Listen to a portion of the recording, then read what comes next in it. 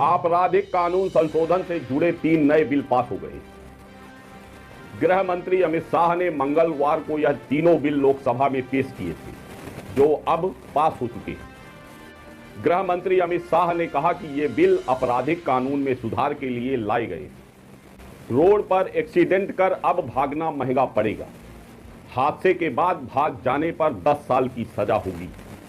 देखिए हमारे साथ पूरी रिपोर्ट। न्यू इंडिया में अंग्रेजों के जमाने के कानून खत्म हो रहे हैं। मोदी राज में अब गुलामी की निशानी खत्म होने वाली है,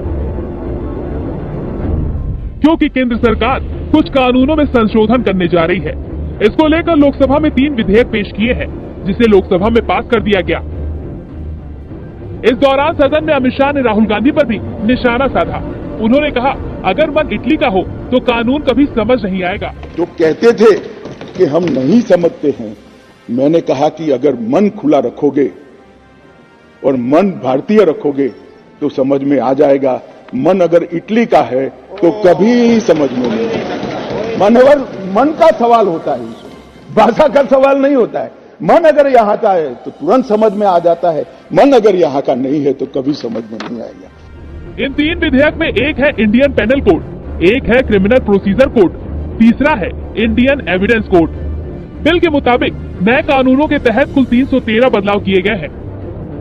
नाबालिग से दुष्कर्म में मौत की सजा, भड़काऊ भाषण पर 5 साल की सजा, गैंगरेप में दोषी को आजीवन कारावास, मॉब लिंचिंग पर 7 साल की सजा। अपराधी का रिकॉर्ड होगा डिजिटल। केंद्रीय गृह मंत्री अमित शाह ने कहा कि इस कानून के तहत देशद्रोह जैसे कानून निरस्त कर रहे हैं।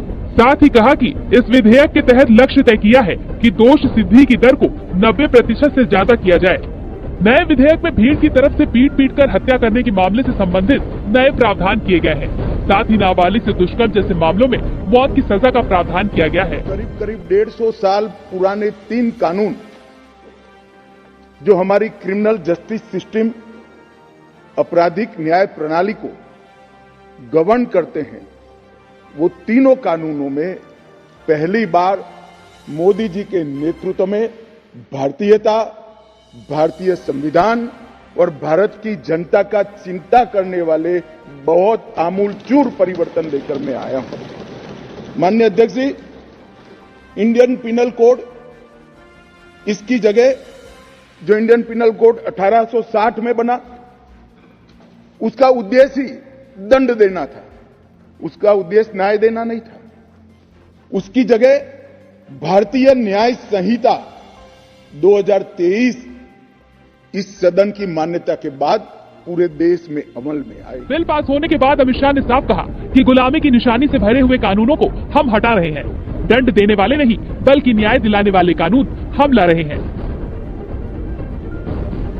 यानी मोदी सरकार का फोकस महिला अपराध के साथ ही तमाम आपराधिक मामलों में नए कानून के तहत कमी लाना है, जिसमें गैंग रेप के सभी मामलों में 20 साल की सजा या उम्र कैद, तो नाबालिग से रेप केस में मृत्यु दंड का प्रावधान किया गया है।